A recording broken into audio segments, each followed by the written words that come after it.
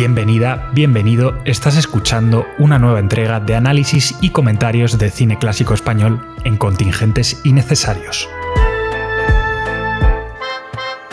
Volvemos al podcast de Cine con Ñ, que ya sabes que es tu medio para el cine y las series españolas, y nos ponemos terroríficos esta vez. Para empezar el verano viajamos hasta los comienzos de un director de culto, Jesús Franco, y le dedicamos el programa a un clásico a reivindicar como es Gritos en la noche.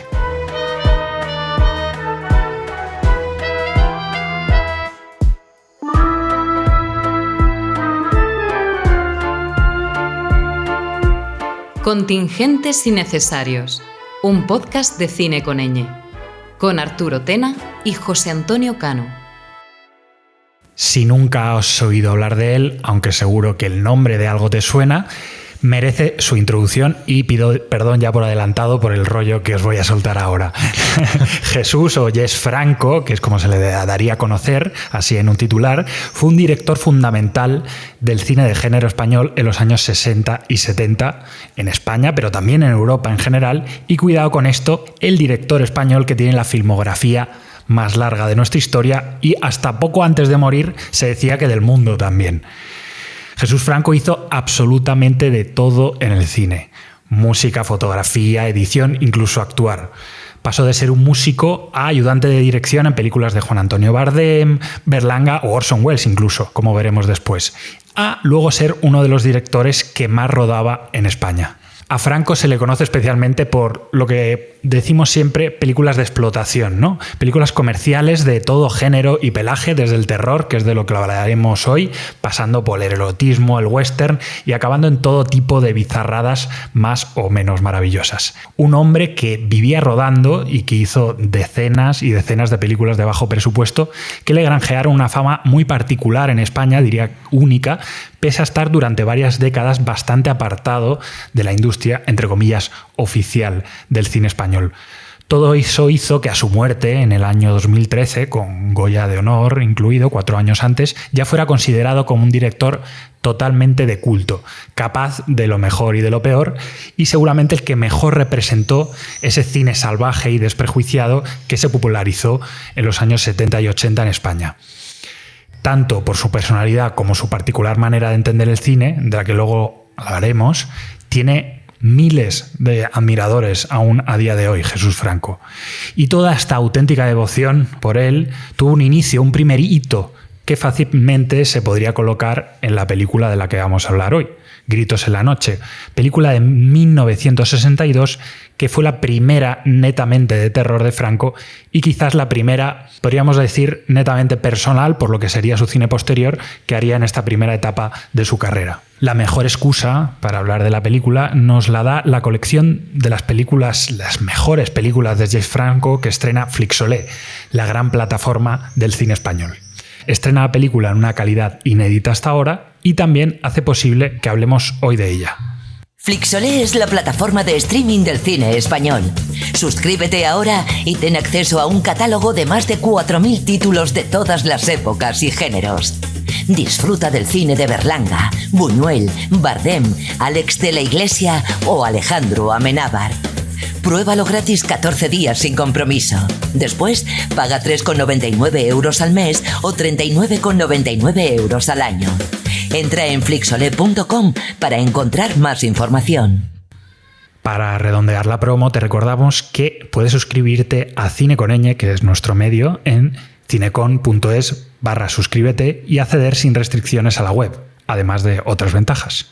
Bien, para introducirnos hoy en las sombras de la ciudad y del alma humana y aterrorizarnos ante experimentos imposibles, ya lo has oído en la introducción, estamos como siempre por aquí el que os habla, que haya hablado bastante, Arturo Tena, y fiel escudero de Cine con Ñ, José Cano. ¿Qué tal, Cano? Este va a ser el día que digamos en un podcast Viva Franco. Quizás sea la única ocasión en la que va a estar permitido decir eso, ¿no? Y seguramente con razón en este caso. Como iba diciendo en la promo, nos vamos a remontar hasta el año 1962, hasta ese primer largo de terror de Jess Franco, que de alguna forma sirve para anunciar todo lo que va a desarrollar luego en otras películas del mismo estilo. Pero bueno, como siempre, antes de empezar a desarrollar lo que hace única y por qué merece la pena ver esta película por primera vez o volver a ella si ya la habéis visto, vamos a escuchar un pequeño fragmento para entrar en calor. Estoy satisfecho de usted, Tanner. Su actuación en el caso Martin... Era un caso fácil. Es simple rutina. Ya lo sé. Pero ha llegado el momento de ponerle a prueba en algo más importante. Gracias, señor. No le defraudaré. Es uno de esos casos que dan gloria y fama. Es el dossier 3253. El caso de las 4 mujeres desaparecidas. No, de las 5 mujeres desaparecidas. ¿Hay otra más? En este asunto han fracasado los mejores. Además dicen que trae mala suerte y que todos... Usted siempre me ha pedido un caso importante. Sí, pero no tanto. Un robo, un crimencito pasional. Sí, lo fácil, ¿no? Pues lo siento. No puedo ofrecerle nada más de su agrado. Ahí está el caso. 5 mujeres desaparecidas en el espacio de 3 meses y en idénticas circunstancias. Una noche se esfuman sin dejar rastro. Ni una huella, ni una pista. Bueno, Cano, esta va a ser de esas películas que cuesta transmitir por audio lo que las hace únicas, ¿no? Ahora, cuando pongamos más cortes también de otras películas de Franco, lo vais a notar. Como ya hemos dicho, se trata de terror, de hecho de terror gótico, si se le puede poner el subtítulo, y con una narrativa que a veces está muy cerca del cine mudo o del expresionismo que dominaba, ¿no? Que era popular en el cine europeo en décadas anteriores, ¿no? Es algo que se nota también en el argumento, que es como muy de folletín de la época, ¿no? Sí, por resumir un poco. Gritos en la noche es la historia, bueno, está ambientada en los años 10 del siglo pasado, ¿no? Del siglo XX, 50 años antes del momento en el que se rodaba, y es la historia de un asesino en serie que aterroriza las calles de París atacando mujeres cuyos cuerpos luego aparecen completamente desfigurados. A lo largo de la película, de hecho muy pronto en el metraje, vamos a descubrir que el culpable de estas muertes es el doctor Orlov, un cirujano obsesionado con curar a su hija, que quedó desfigurada por las quemaduras en un incendio. Sí, se intuye así de repente lo que quiere de sus víctimas, ¿no? Sí, con mucha elipsis, ¿no? Porque estamos en 1962 y no es solo la censura, es también el gusto del público, pero básicamente pues Orlov le está haciendo una piel de repuesto a la hija a costa pues de matar a pobres señoras de una edad más o menos compatible. Lo ayuda Morfo, que se llama así, es un joven monstruoso que es el resultado de sus experimentos, y lo persigue un honrado y heroico inspector, el inspector Tanner, que sabemos que está a punto de casarse. Y también está su prometida. Efectivamente, Gritos en la noche tiene una heroína en este personaje de Dani, de Wanda, que se disfrazará, es una cantante de ópera, que va a haber un momento en el que se disfrace de, bueno, no lo dicen así, pero de prostituta, para servir de cebo al asesino. Del reparto hay que destacar bastante la presencia de Howard Vernon, el actor suizo que interpreta al Dr. Orlov, no solo en esta película, de hecho, sino más adelante, ¿no? Es un actor muy interesante, muy importante, pero sobre todo pues va a trabajar con Jess Franco como en más de 30 películas. Completando ese elenco, pues está Conrado San Martín, que era un galán de la época, más o menos conocido en España, que hace del héroe, del inspector, y Diana Loris como la prometida, como Wanda, ¿no? También está por ahí María Silva, por ejemplo, que va a hacer más películas con Jess Franco, que la gracia es que aquí aparece como Mary Silvers, igual que Jess Franco o Jesús Franco, pues a veces se convertía en Jess Franks. Sí, que era uno de sus muchos seudónimos, ¿no? En este sentido es muy película de la época, ¿no? En un estilo que se va a parecer mucho industrialmente a los trabajos posteriores de Jesús Franco. Coproducción con Francia, reparto internacional, pero que, bueno, vemos que pues, podrían ser perfectamente actores de Albacete, ¿no? Pero con seudónimos anglosajones que suenan muy bien, ¿no? Bueno, medios justitos, ¿no? Incluso para ser una coproducción, compensados con el pulso narrativo de Franco y esa capacidad visual de la que vamos a hablar luego. Pero vamos primero a tocar un poco de antecedentes, ¿no? ¿Cómo llegó Franco a esta película? Que es interesante porque venía a hacer ya prácticamente de todo y estábamos en el comienzo de su carrera. Sí, es lo que tú has dicho antes. Sobre todo él, cuando... Ahora hablaremos, ¿no?, de su filmografía, pero cuando empieza a dirigir es un tipo que en la industria es conocido por componer bandas sonoras. Tiene bastante experiencia componiendo bandas sonoras antes de ponerse detrás de la cámara la primera vez. Sí, y aquí ya podemos volver al tema otra vez de los seudónimos, ¿no? Antes del seudónimo de Jess Frank estuvo David Kuhne, que no sé cómo leerlo bien, en que en los créditos de la película aparece como guionista, ¿no? Claro, es que no sé si hay que anglosajonizarlo y sería David Kuhn o alemanizarlo y entonces es Kuhne, ¿no? Pero bueno, lo podemos como pronunciar. El vino. Como el vino. No, pero el vino es con C, esto es con KH. No me esperaba esa salida, creo que lo podemos pronunciar como nos dé la gana. El primer seudónimo de Jess Franco es David Kuhn o Kuhne como el vino, porque cuando él estudiaba en el Instituto de Investigaciones y Experiencias Cinematográficas, el IEC, del que hemos hablado muchas veces, en los años 50, pues se sacaba unas pesetas, se sacaba un sueldito, escribiendo novelas policíacas de bolsillo con este nombre como de autor extranjero, ¿no? Sabéis que esto era bastante habitual en la época. Silver Kane, todos estos autores de las monedas de a duro, pues eran señores con nombres perfectamente normales en el DNI, pero que se lo anglosajonizaban como por darle épica.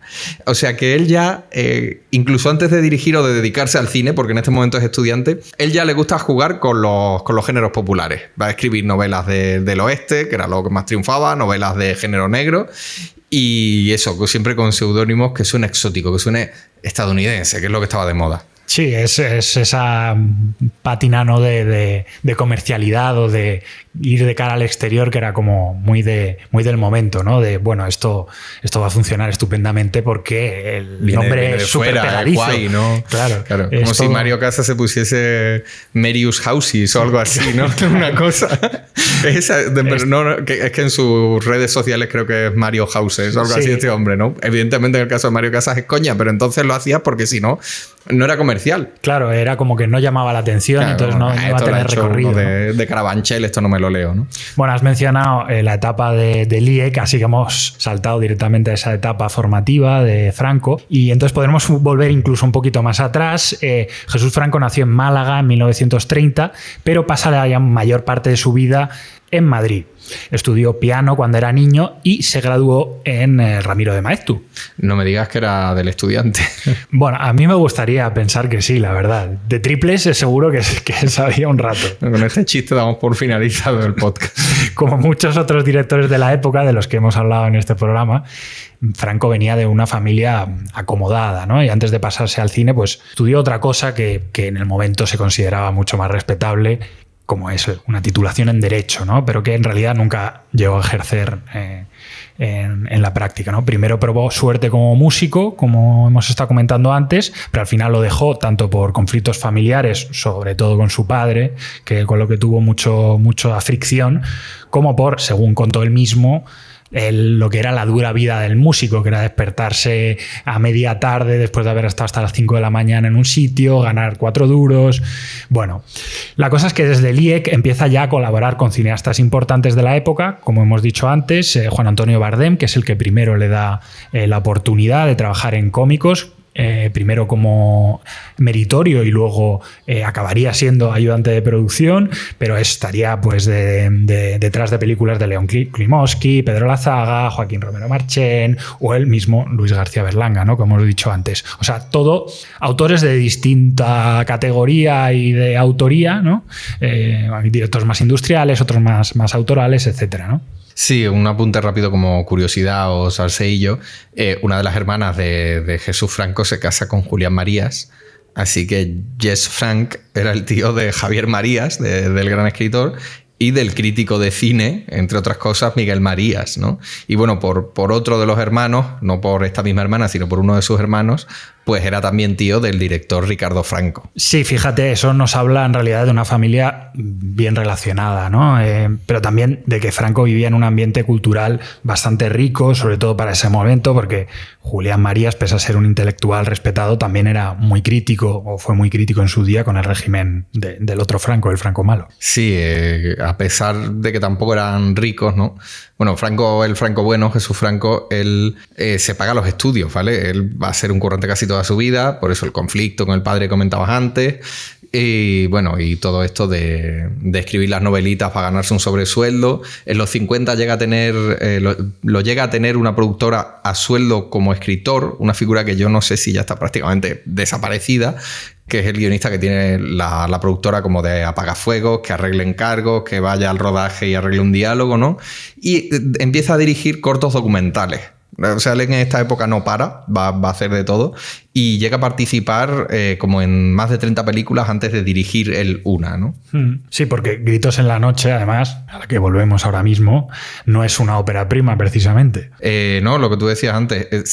Claro, no es ópera prima, pero se siente ópera prima o momento fundacional porque es donde por primera vez está lo que identificamos como su estilo, ¿no? Pero es como su cuarto o quinto largometraje en su vida, depende de cómo los cuentes. Además, por orden de producción puede ser hasta el sexto. Llevaba más de una docena de cortos. Además, lo que pasa es que los cortos no tienen nada que ver, son documentales o de promoción turística. Sí, no nos vamos a parar mucho aquí porque la idea es hablar de Gritos en la noche en profundidad, pero sí que llama la atención de sus primeras películas que es que son muy cinéfilas, ¿no? Aunque son encargos comerciales, la mayoría vinculados de alguna forma o de otra a la comedia, sobre todo, que él acepta además encantado, porque repetimos que le damos ahora esa vitola de autor de culto, pero él se veía en realidad más como un currante que hacía cine espectáculo, que es lo que a él le gustaba, lo que le fascinaba era el cine entendido como entretenimiento espectacular, ¿no? Pero en esas películas ya se le ve ese amor por el cine, que él ya tenía ese conocimiento y esa voluntad como de reinterpretar lo que había visto en la pantalla, ¿no? Sí, por mencionar las que hace al principio, ¿no? Su ópera prima en realidad es de 1959, con 29 años, que se llama Tenemos 18 años. Ya tiene una subtrama en la que unas chicas acaban encerradas en un castillo, aunque es todo imaginario, cómico, con mucha ironía. Y el crítico y programador Jordi Costa, por ejemplo, la definió como pre-pop, ¿no? En 1960 luego va a estrenar 2 películas. Que ahí ya tenemos la cinerrea de Franco desde el principio, ¿no? Claro, en 1 año y medio ya te ha hecho 3 películas el tío, en las 3 primeras de su carrera. Tienes Labios Rojos, en las que ya se le veía el gusto por mezclar géneros y referencias, ¿no? Y La Reina del Tabarín, que es un éxito de la época del cuplé, reciclado para que luzca la cantante Micaela, que era bastante conocida en la época. En el mismo año 62, de Gritos en la noche, saca también Vampiresas 1930, que pese al título, ¿vale? Porque ya te suena a las de terror medio erótico que va a hacer luego, pero esta no es eso, sino que es una comedia que habla además del cine del paso mudo al sonoro, ¿no? Como de Artis, no tiene nada que ver, pero esa idea un poco, y que tiene en papeles secundarios, pues como curiosidad, a Antonio Ozores y a Terele Pávez. Bueno, y a Micaela de nuevo, claro. Sí, la cantante. Ozores era gran amigo de Franco en la época. Pero bueno, porque no nos da la vida, pero algunas cosas ahí son interesantes. Quizás estas películas resultan más curiosidades para hacer un poco de arqueología, ¿no? Franquiana, pero incluso así resuenan un poco con lo que vemos en Gritos en la noche. Sí, vamos a entrar ya en el análisis, ¿no? Que igual nos estamos pasando con la introducción. Lo que pasa es que yo no tengo claro por dónde empezar, porque por una parte es como un cajón donde están todos los temas de terror o todos los recursos expresivos que él va a usar luego, ahí en embrión, ¿no? No están desarrollados la mayoría, pero los puedes ver y de hecho cuando ya le empiecen a dejar hacer lo que le dé la gana, eso va a estallar. Pero por otra parte también es un cóctel de referencias cinéfilas y literarias, ¿no? Es brutal. Sí, y luego está ese amor por la música, ¿no? que Franco desarrolló antes en su carrera. Vamos a escuchar, sin hacerle justicia, la escena inicial de la película, con el primer asesinato que vemos en cámara, aunque luego descubrimos que es la tercera víctima de los criminales.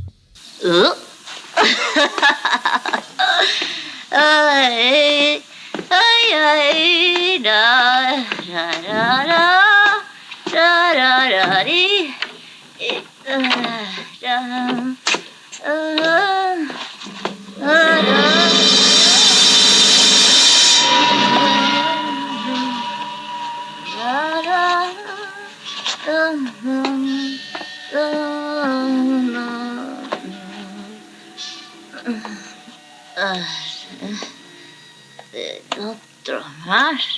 Ya está.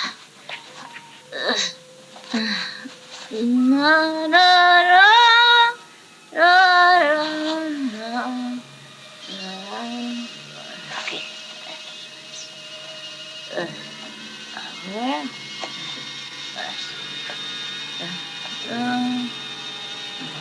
Vuelta. Ya está.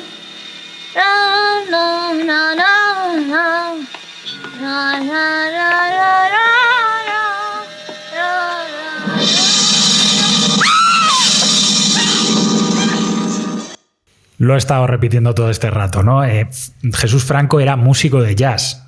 Se había ganado un sobresueldo actuando en clubes de Madrid y Barcelona, y de ahí que meta esta improvisación de jazz como fondo de esa primera secuencia de terror que la verdad es que es muy interesante, es una de las mejores secuencias de la película, y asistimos a cómo Morfo, esta especie de monstruo de Frankenstein del Dr. Orloff, ataca a una mujer que vuelve a casa borracha de una fiesta, y el ritmo del jazz se contagia en el montaje y la composición, con planos aberrantes, cortes muy rápidos y ágiles que transmiten, ¿no?, esa confusión y ese miedo, ¿no?, que produce el ver por primera vez a Morfo en pantalla, ¿no? Su rostro desfigurado es al mismo tiempo una manera de entender el terror que ya nos está abriendo lo que va a ser la película, es decir, tanto clásico como una cierta modernidad en las formas que luego vamos a tratar, ¿no? Sí, yo no sé si podemos hablar de dos referentes clave en la película que se ven en esa secuencia, que son el expresionismo alemán,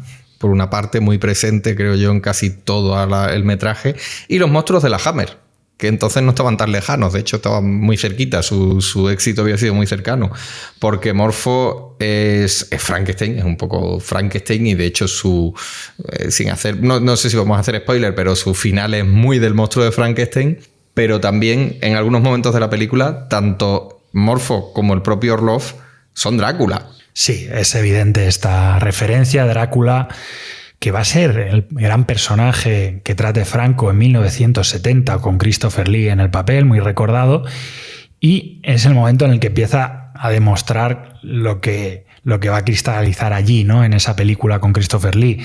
En Gritos en la noche es que no es una forma de hablar, que estamos hablando de un vampiro, porque cuando Morfo u Orloff atacan a algunas de las víctimas, la manera en la que las inmovilizan y las atacan recuerdan a las de los vampiros, ¿no? Como muerden inclinándose sobre el cuello, etcétera, ¿no? Sí, además Orloff es un arquetipo obvio de este tipo de cine o incluso de literatura, ¿no? El malvado aristócrata, elegante, seductor. Me hace mucha gracia porque muchos testigos de los crímenes siempre insisten en que el asesino era un caballero. Aquí hay una referencia además que ya es a la cultura popular, pero también a los sucesos, porque no... Para nosotros hace mucho más tiempo del que hacía a lo mejor en los 60 respecto a Jack el Destripador, que desde finales del siglo XIX pues había marcado el inconsciente colectivo. Es ese asesino que va vestido como alguien acomodado, que lleva sombrero, que lleva capa. Es verdad que Orloff con sombrero no lo vemos mucho, pero sí que va siempre con la capa y es obvio que es alguien de posible. Creo que ahí también hay un poco, ya que está ambientado en París, de los crímenes de la calle de la Morgue, de la Rue de la Morgue, de Edgar Allan Poe. Sí, la referencia ahí literaria es clara, ¿no? Y también da esa idea de que es esa parte también popular que a tanto le gusta a Franco, que es de esa parte de sucesos, ¿no?, que también vemos periódicos y cómo también eso va afectando un poco a la imagen que la gente se hace del asesino, y que llegan personas que dicen, no, yo sé quién es el asesino, ¿no? Esta cosa que ahora nos parece como muy normal, en el momento era muy de los sucesos de principios de siglo y de la influencia de los medios de comunicación en la imagen que tenía la gente de los asesinos que aterrorizaban las ciudades, ¿no? Pero bueno, volviendo a esa referencia literaria, aunque es París y no es París tampoco, porque está todo un poco deslocalizado, aunque vemos carteles en francés y demás, podría ser en realidad un poco cualquier parte de Europa, ¿no? Yo creo que la idea es un poco dar esta sensación de, bueno, es este sitio, pero podría ser un poco cualquier ciudad, ¿no? Y bueno, el resto además son las referencias de pueblos y demás son inventadas. Sí, de hecho, bueno, es que no es París, es Alcalá de Henares, es el centro de Madrid. y en estudio, básicamente, ¿no? Si os vais, os recomiendo la web de la Alcalá Film Office, que sabéis que en Alcalá de Henares se ha rodado muchísimo y hay una guía pequeñita pues que te dice los puntos de la ciudad donde se rodaron escenas de muchas películas, pero en concreto de Gritos en la Noche. Yo creo que igual es hasta un mérito de la película de Gritos en la Noche que te disfraza a Alcalá o el centro de Madrid, el Madrid de los Austrias, el de toda la vida, del norte de Europa, ¿vale? Y cuela, porque si tenemos en la cabeza las ciudades sabemos que no es el mismo tipo de calle, el mismo tipo de tal, pero se las arregla Franco para disfrazar la ciudad muy bien, ¿no? Sí, incluso en la arquitectura dices, me cuadra, ¿no? Sí. En el ambiente gótico general, pero con unas calles que dices, bueno, esto podría ser, ¿no? Una Sí, ciudad podría ser europea, la parte antigua de París, de Praga, de algún sitio de Viena, estos, algo así, ¿no?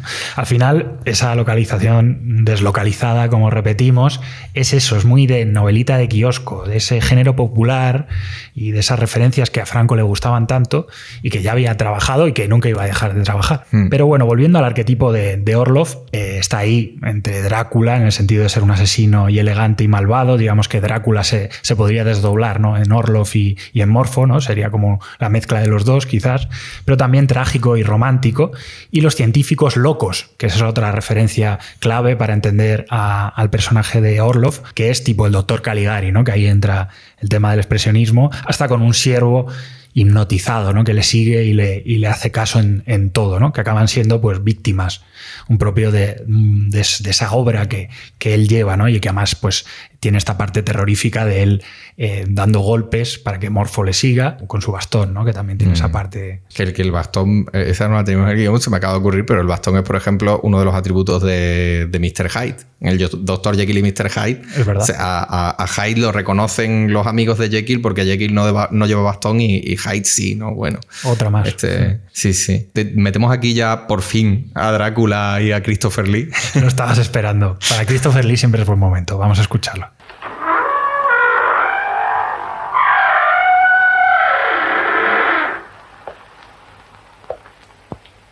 Bienvenido a mi casa. ¿El conde Drácula? Sí, yo soy. Por favor, entre.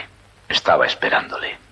Hay que decir que para muchos aficionados al género o al subgénero de vampiros, incluso diría, ni siquiera al terror, la versión de Jess Franco es la más fiel que se ha rodado nunca de la novela de Bram Stoker. Esto hay cierto debate, pero suele ganar Franco en este sentido a Francis Ford Coppola y toda esta gente. Digamos que en 10 años en los que a lo mejor él rueda 15 películas, ¿no? Bueno, del 62 al 70...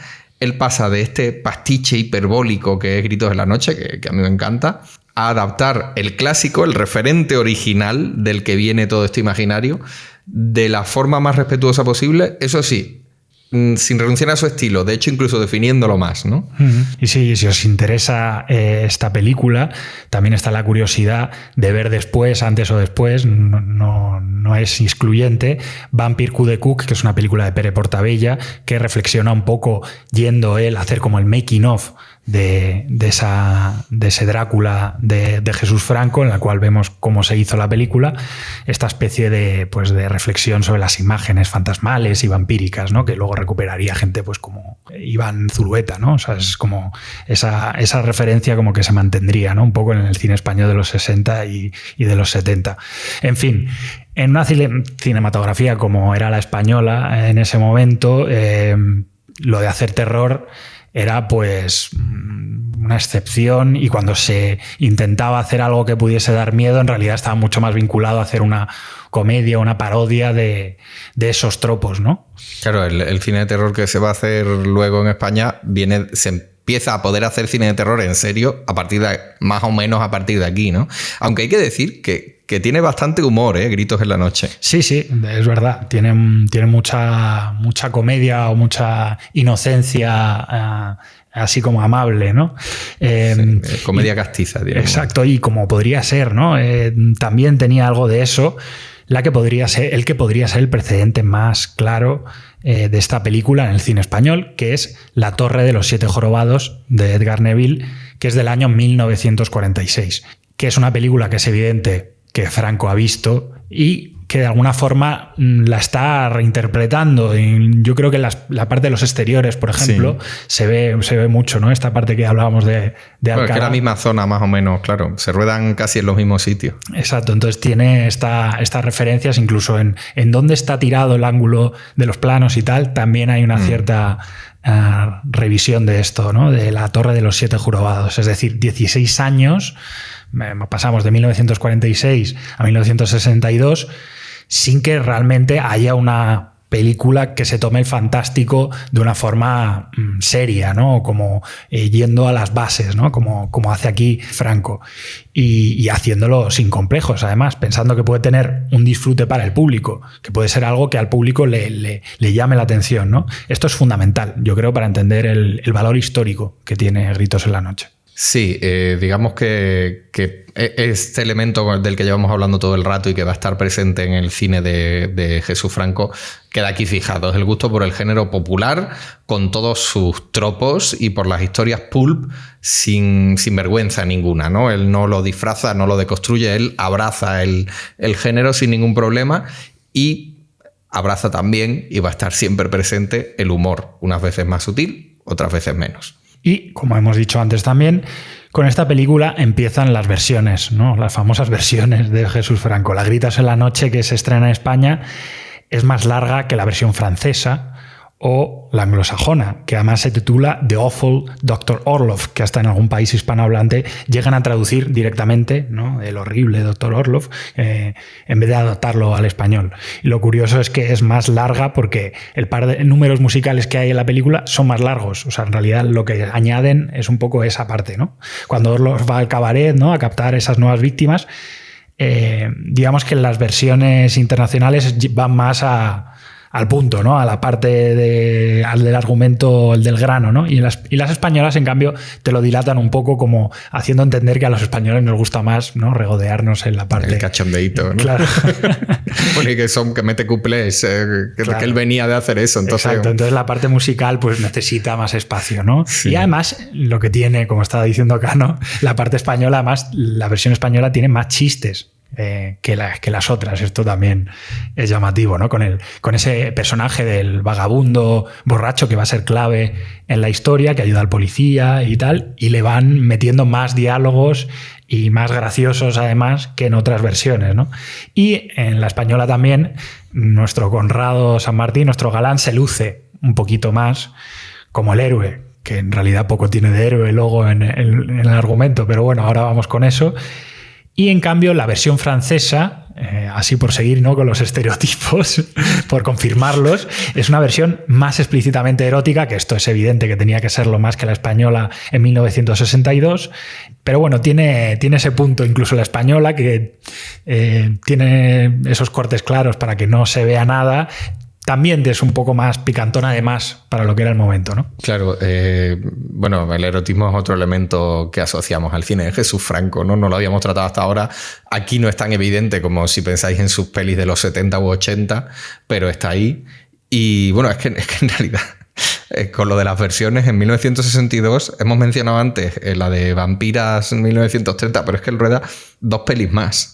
Y repite actores, o sea, es que están pensadas además todas para exportar a Francia como productos de entretenimiento, de evasión. Y por ejemplo hay una que se titula La mano de un hombre muerto, que es una referencia hiper obscura a una de las secuelas apócrifas del Conde de Montecristo. Hay segundas y terceras partes del Conde de Montecristo que no escribió Alejandro Dumas, que son piratas, y la más famosa es La mano del muerto. Él lo cambia a La mano de un hombre muerto. Y bueno, la cosa es que, bueno, el tío tenía la literatura pulp de 100 años de Europa, las tenía en la cabeza. Y en esa peli, Howard Vernon, o sea, Orloff, interpreta un papel que es el barón Max von Klaus, o von Klaus, un noble de una pequeña localidad alemana donde empiezan a aparecer chicas muy jóvenes asesinadas. ¡Qué inesperado! Y la rueda todas estas casi al mismo tiempo. Sí, prácticamente. La otra que quería comentar también, La muerte sirva un blues, volvemos al jazz, que en Francia se estrena como Agent, bueno, no sé decir el número ahora. Bueno, Agente 77, Operación Jamaica, es el título en francés, que te partes, ¿no? Y ahí Conrado San Martín es el héroe guaperas y aparecen los créditos como Conrad San Martín. ya es el retorcer el nombre ya al máximo, ¿no? En fin, me atrevo a decir que esta es la más erótica, de nuevo, de... La de los asesinatos, digamos. Claro, la de los asesinatos es la parte más erótica, ¿no? No lo sé, porque no las he visto. Pero bueno, era por abundar en esa idea del producto comercial y de bueno, bonito, barato, sin pretensiones y tirando eso, Agente 077, ¿no? Como referencia ahí muy clara a los géneros que estén de moda en el momento y venga. Sí, a ver, es que Gritos en la noche no es 1000 sexos tiene la noche, aunque se parezca el nombre, del año 1984, o Las orgías inconfesables de Manuel del año 82, que bueno, son esas películas que Franco empezaría a rodar ya en esta segunda fase, ¿no? Claro, ya sin censura, en los 80, pudiendo rodar en España, ¿no? Es otra época. Claro, el salto es muy gordo, 20 años antes, que es el caso que nos ocupa hoy. Aquí podemos ver, pues, detallitos, ¿no? De esa cierta mirada, ¿no? Un poco morbosa en el vestido de Wanda, ¿no? De Diana Loris, la novia del detective, que es revelador, ¿no? En eso, sobre todo cuando sale, ¿no? Al cabaret a servir de cebo, ¿no? Con este plan que va desarrollando. Y bueno, también la víctima, de cómo está encadenada, ¿no? O sea, bueno, hay ciertos elementos que llevan a pensar en ese toque erótico, ¿no? Que ya le... Sí, lo de la chica encadenada en una mazmorra te está anunciando 20 años de pelis casi porno soft que se van a rodar en toda Europa, no solo en España. Mira, hay un momento que me hace mucha gracia, que es cuando Wanda, la Diana Loris, la novia del detective, decide que se va a disfrazar para servir de cebo y habla con su tía, que se escandaliza al ver los vestidos que se está probando, ¿no? Y bueno, creo que hemos podido sacar el diálogo, si lo podemos escuchar. Vamos a escucharlo. ¿Cuándo has entrado que no te he oído? ¿Qué haces con ese traje? ¿Vas a un baile de máscaras? Algo parecido, tía. ¿Y de qué vas disfrazada? Tía, de sinvergüenza.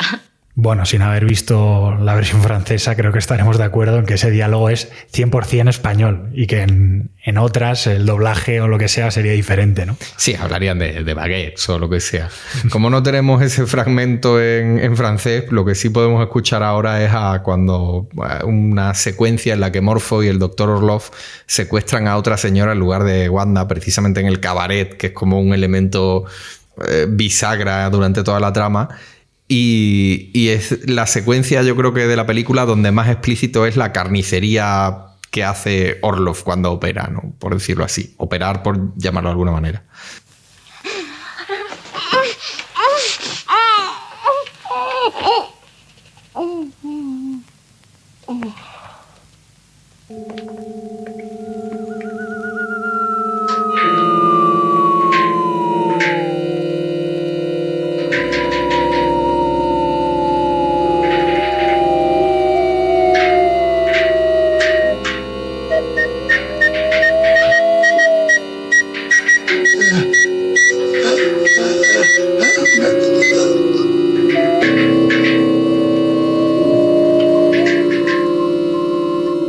Llévatela y enciérrala.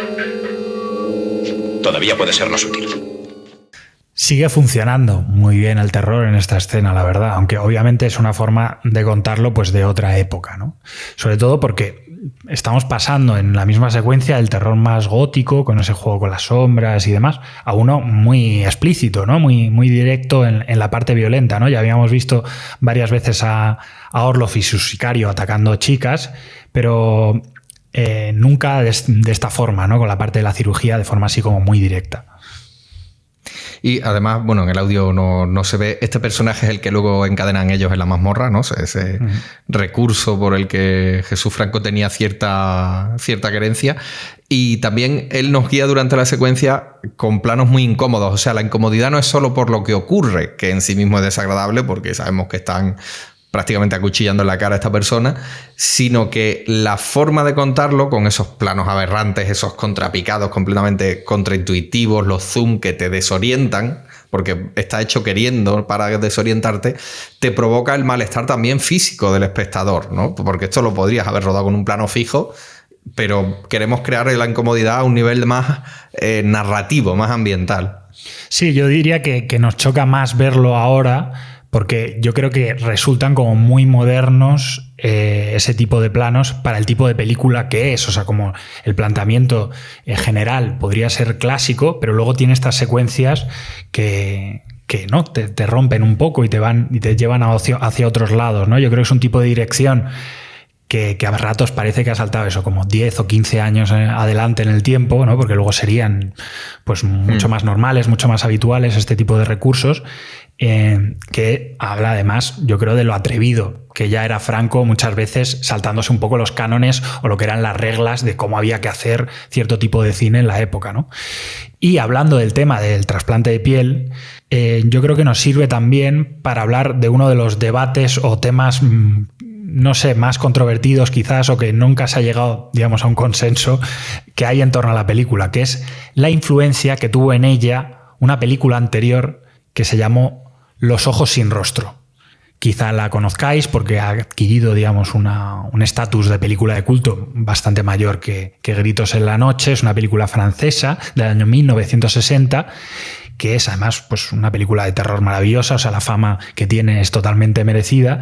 Se estrenó 2 años antes que esta, como decimos, y el problema o el tema es que el argumento principal de la película es que un brillante y desquiciado cirujano rapta chicas con el fin de utilizar su piel para reconstruir la belleza ¿de quién? De su hija. ¿Podríamos decir que para la hija cambia la piel que habita? Ahí la has tirado bien, ¿eh? Ahí la has tirado bien. No, preparándome toda la semana para este momento. Sí, a ver, he dicho debate o tema controvertido porque Franco en realidad siempre se negó a aceptar la influencia o que los ojos sin rostro fuera una influencia para Gritos en la noche, pero es que es verdad que la trama es muy similar, eso es innegable. Es verdad también que Los ojos sin rostro fue una película que en su momento no tuvo un especial impacto ni en la crítica ni en el público en Francia. Y bueno, pues está allí, ¿no? Este tema de si realmente hay algún tipo de vinculación entre las dos, pero bueno, en realidad yo creo que es un poco un debate estéril sobre qué es más original o qué menos, que tampoco nos va a afectar mucho, ¿no? Pero bueno, yo creo que había que mencionarlo. Yo creo que además, si veis Los ojos sin rostro, os daréis cuenta que en realidad es una película muy distinta a esta, ¿no? Tiene un enfoque pues mucho más dramático, mucho más intenso, ¿no? Que esta. Pero, como estaba diciendo Cano, cuidado con esta película, que si os gustó La piel que habito, película de Pedro Almodóvar del año 2011, ahí vais a encontrar muchas cosas sobre las que reflexiona más o menos directamente también Gritos en la noche. Es decir, estas 3 películas con el tema de la hija están pues hablándonos, ¿no? de la identidad, del tema de la inmortalidad, ¿no? Que son también temas clásicos, como estábamos hablando antes, pues de Frankenstein o de Drácula, ¿no? Pero bueno, vamos a ir avanzando, que nos estamos quedando sin programa. Sí, bueno, hay un detalle por abundar en el paralelismo que puede haber con La piel que habito, que dudo que Almodóvar tuviese presente esta, pero Orlov busca sustitutas de su hija. O sea, cuando se fija en Wanda y va a buscarla varias veces, es porque se parece mucho a su hija. Que igual incluso otro director, lo que pasa que a estos juegos ya a Franco le dan un poco igual, habría puesto a la misma actriz a hacer los 2 papeles, él no llega tanto, pero en el fondo le está matando a dobles de su hija para compensar la culpabilidad que siente por cómo quedó ella por culpa del incendio, ¿no? Claro, esto es una explicación ya más psicologizada, que igual tú puedes ver Gritos en la noche sin planteártelo como una de terror y aventuras y ya está, ¿no? Pero ahora, no sé si encontrar el final, es la duda que tenemos siempre. Es una película de hace 60 años, ¿no? Pero hemos hablado varias veces del paralelismo del personaje de Morfo con Frankenstein, y sabéis que Frankenstein en realidad era el científico que crea el monstruo de Frankenstein, y la historia original de Mary Shelley va de que el monstruo se revuelve, ¿no? La creación se revuelve contra el creador. También es uno de los temas de la película, esa tensión de lealtades que hay entre los diferentes personajes. Wanda con el inspector Tanner, Morfo con este tipo, la lealtad que él se ha inventado hacia su hija para justificar todo lo que está haciendo, y al final la cosa se resuelve gracias a ella. La que realmente tiene la iniciativa heroica y tiene una idea que sirve para algo, al contrario que la policía, es Wanda, con esto tan kamikaze de me voy a poner de cebo, y ya a partir de ahí se resuelve la situación. Pero toda la investigación de Tanner no ha servido para casi nada más que para inspirarla a ella un poco. Sí, esto es una de las cosas graciosas, ¿no? De la película, que el personaje del inspector no es que sea un inútil total, no es Jonathan Harker en Drácula. Pero, patada lateral ahí a Keanu Reeves. Pero sí que es verdad que la investigación pues está avanzando un poco a trompicones, ¿no? Y parte de la comicidad de que hay, ¿no? Sí, las escenas de Tanner son más graciosas que heroicas casi, ¿no? Claro, y esas pues al final son escenas policiales que se agradecen un poco, ¿no? Con esos dos niveles, ¿no? Que tiene la película todo el rato, que va compensando, ¿no? Continuamente, con esa cosa castiza, ¿no? Que hemos hablado y demás. Y al final todo se resuelve casi por casualidad y gracias a las intervenciones de otros personajes, ¿no? En fin, es verdad que el inspector pues es un hombre bueno, un hombre de honor, ¿no? Un hombre que tiene claro su esquema de prioridades y de valores, pero quizás no es el héroe que todos podríamos esperar, ¿no? Que también es un arquetipo el del héroe, que también a Franco pues siempre le gusta mucho pues cargárselo, darle la vuelta o reírse un poco de él, ¿no? Como en Raza. No, ese era el otro. Ese toquecito, a ver, volviendo a Gritos en la Noche, eso de que el héroe sea un poco torpón, esa ironía con el detective, a mí me parece como muy 100% ibérico. Aunque ya estaba en Drácula, ¿eh? El héroe en Drácula, que es Jonathan Harker, es un inútil total y no hace nada. Y Van Helsing tampoco tiene mucho éxito. O sea, Drácula prácticamente se vence él solo, ¿no? Y volverlo irrelevante es una cosa como que Jesús Franco hará más veces, ¿no? Como el que tú esperas que en una peli más clásica sea el que resuelva la situación, pues si no sale no pasa nada, ¿no? De hecho, acaban, él abraza a Wanda cuando ya han vencido y está todo resuelto. Bueno, que no sé cómo él lo sabe porque se ha resuelto sin que él lo sepa, y la abraza a ella y al vagabundo este borracho que le ha hecho de ayudante un poco, y dice como de broma, le dice a ella: a partir de ahora tú serás mi mano derecha, y le dice a él: y tú mi izquierda. Como, jaja, una tía y un pelanas policías, ¿te imaginas, no? Si no has hecho nada, si te lo han resuelto ellos todo, hombre, has pegado 2 tiros por ahí y ya, bueno, soy el héroe. Sí, desde luego es un poco la sensación que da, ¿no? Al final. Pero bueno, vamos a pasar a lo que fue la recepción posterior de la película. La película se estrena y cómo se recibe. Pues funciona. No he podido encontrar datos oficiales de taquilla, ¿vale? Que sabes que a veces, conforme nos alejamos más en el tiempo, aunque sea los 60 que suele haber, pero es verdad que cualquier reseña de la época te dice que es rentable, que es una película de mucho éxito, que la gente habla de ella. Y además, como ha sido barata, ¿no? Sobre todo en este estilo tan personal que tiene Franco, pues es rentable, es muy rentable. Sirve para ponerlo en el mapa. Él ya era un profesional respetado, pero ahora es un narrador con pericia, un tío que te puede hacer pelis muy populares. Tiene 32 años, es bastante joven, y lo que decía antes, Orson Welles ve la película, él está buscando lo que contaba el propio Franco, ¿no? Orson Welles está buscando un operador de segunda unidad para rodar en España precisamente, campanadas a medianoche, casi nada, ¿no? Y un amigo, Orson Welles está viviendo en Francia, le dice: mira este tío, igual esto es lo que estás buscando, ¿no? Y le pasa Gritos en la Noche. Sí, además hay una anécdota graciosa que cuenta Franco, que a Orson Welles al principio le dijo: mira, te paso La Isla del Tesoro, la famosa novela de Robert Louis Stevenson, y vete a Alicante a empezar a rodar eso, porque Campanadas a medianoche va a ir después. Pues Franco se va allí y a las 3 semanas de rodaje le dicen: no, que te vuelvas, que vamos a hacer Campanadas a medianoche. Y todo lo que has hecho, pues ya veremos qué hacemos con eso. ¿Y ese metraje?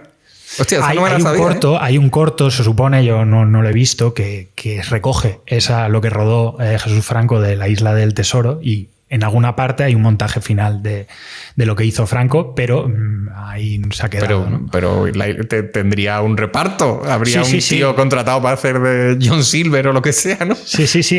Todo estaba pensado y le mandaron ahí a los actores, él no sabía nada, lo cuenta de una forma muy graciosa Franco. Hay que decir que las entrevistas de Jesús Franco a veces son más divertidas que las películas de Jesús Franco. Es un hombre que sabía contar, es evidente que es un hombre que sabía comunicar lo que quería y tenía una pasión, ¿no? Que evidente por las cosas que hacía, entonces lo contaba todo muy bien y con mucha gracia, ¿no? En Flixolé tenéis también la última película de Jess Franco, que él sale muy poquito porque la rodaron prácticamente antes de morir, y os la recomiendo mucho porque es muy divertida también. También. O sea, el título es así, la última película de Jess Franco. Bueno, lo de Orson Welles al final lo que le convierte es alguien con una cierta fama, ¿no? Sí. Se convierte... bueno, es que ya era un profesional respetado, pero como que es un señor al que le ofrecen mucho trabajo. Además, en los 60... Bueno, él también contaba que en los 60 no era fácil ganarte a los productores para una coproducción porque nadie hablaba idiomas, pero él hablaba inglés y francés. Como había sido un niño...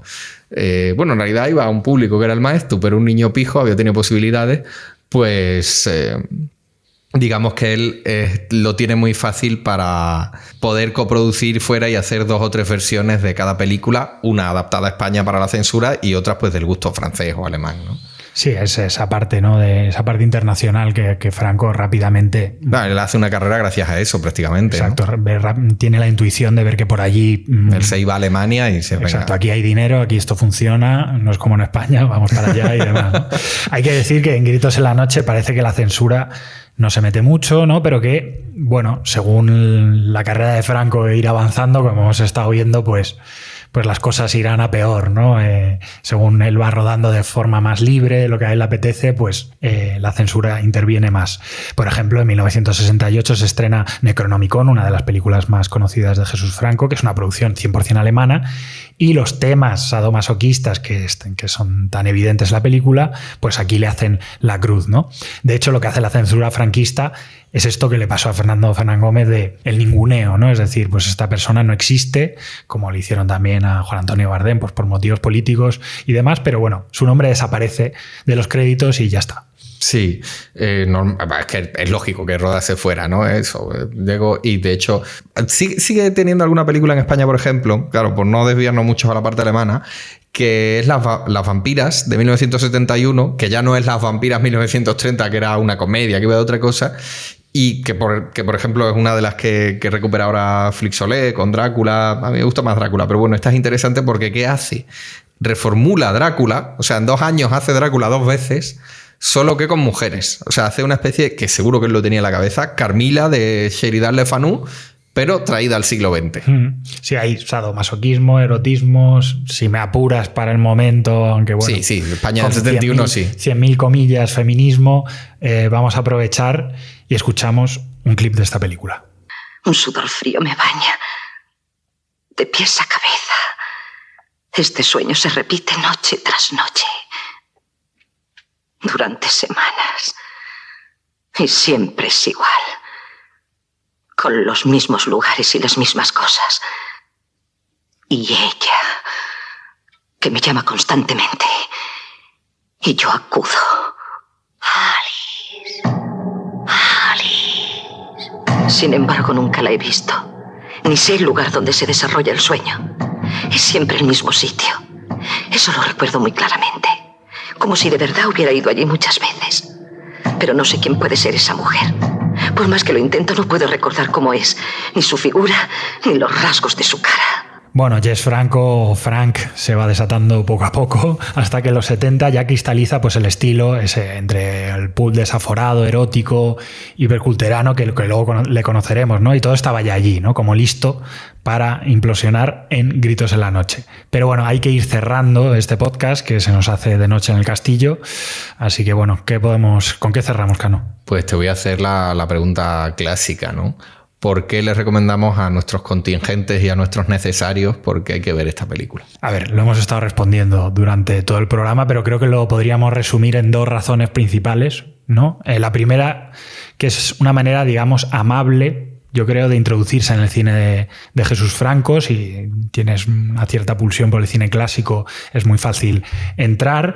Y bueno, pues además es que Franco es como un laberinto infinito de películas y es difícil, ¿no? A veces acercarse a filmografías tan... ¿Y por cuál empiezo, no? Exacto. ¿Por dónde empezar? Pues por aquí, por ejemplo, ¿no? Y esta es una forma pues de entrar muy bien, ¿no? Tiene ya ese cine disfrutón y libre que luego sería su característica, ¿no? Su bandera.